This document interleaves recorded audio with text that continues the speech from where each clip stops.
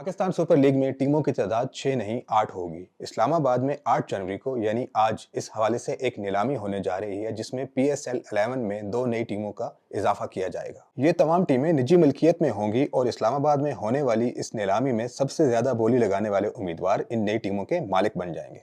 अब सवाल यह है कि PSL 11 में शामिल होने वाली 2 नई टीमों के नाम क्या होंगे। इन नई टीमों के मालिकान अपनी टीमों का नाम का फैसला तो कर सकेंगे, लेकिन उन्हें इन नामों के लिए PCB की जानिब से दिए जाने वाले नामों में से ही इंतखाब करना होगा। PSL 11 के लिए जिन शहरों के नाम तजवीज़ किए गए हैं उनमें रावलपिंडी, फैसलाबाद, हैदराबाद, सियालकोट, गिलगित और मुजफ्फराबाद शामिल हैं।